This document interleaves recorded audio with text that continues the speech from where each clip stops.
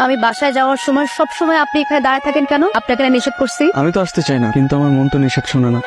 মনকে বোঝান, আপনার মন আপনি যা বলবেন তাই বুঝবে। মন তো আর আমার নেই, আমার মন তো আরেকজনকে দিয়ে দিচ্ছে। তাই নাকি? কাকে দিচ্ছেন? সেটা আরেকদিন বলি। এখন বললে কি হয়? এমনি যদি শোনার পরে আর কথা না বলে আমার সাথে। আপনি আর আমার জন্য এভাবে দাঁড়ায় থাকেন না, আমার ভয় করে। ভয় কেন? আপনার বাবা বা আমার বাবাকে যদি কেউ উল্টাপাল্টা কিছু বলে দেয় তখন? আমি এসব নিয়ে ভাবি না, বলে বলুক। আর মানুষের কথা কি আসে যায়? অনেক কিছু আসে যায়। আমি যাই। দাঁড়াও, কালকে কোচিং এ কখন যাবা? দাঁড়ায় থাকার জন্য?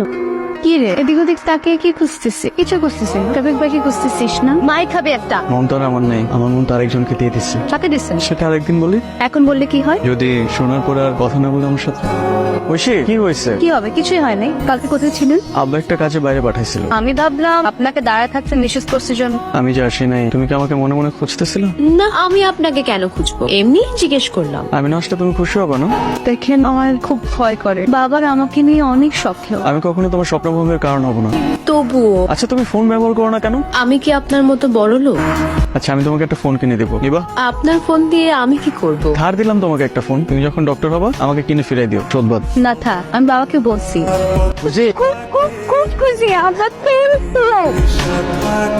হ্যালো, কে বলছেন? বলেন তো আমাকে, দেখি আপনার মাথায় কত বুদ্ধি। ঐশী, তুমি ফোন কিনছো? সারপ্রাইজ।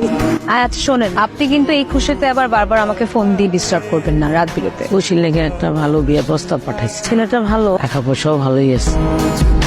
যা ভেবেছিলাম আসলে তাই। ব্লক আছে দুটো, আপনাকে অপারেশন করাতে হবে, না হলে ভবিষ্যতে সমস্যা আছে। অপারেশন করাতে হবে? কত খরচ লাগতে পারে? 5 লাখ টাকা তো লাগবে।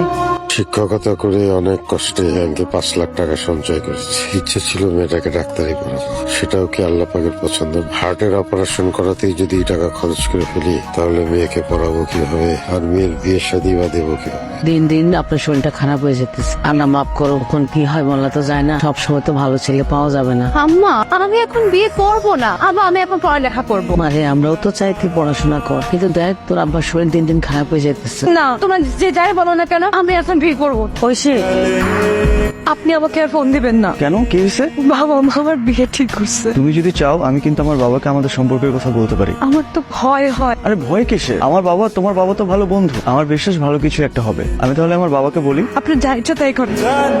ঐশী, বিয়ের ব্যাপারে কিছু ভাবছেন? আমার তো মনে হয় যে তোমার মেয়ের পছন্দ আছে। সেই বোন, আমার মেয়ে আবার কারে পছন্দ করবে? শফিকের সাথে তোরে দেখলাম। বাবা, ওটাই শফিক ভাই আমাকে একটু পছন্দ করে। তো শফিক তোরে পছন্দ করে, তুই পছন্দ করিস না? মানে শফিক হলো অবস্থাপন্ন, ক্ষমতাবান মানুষ, তারা কি আমাদের সাথে সম্বন্ধ করবে? আমার মনে হয় যে কাজটা তো ঠিক হয় না। মাস্টার সাহেব, আসসালামু আলাইকুম।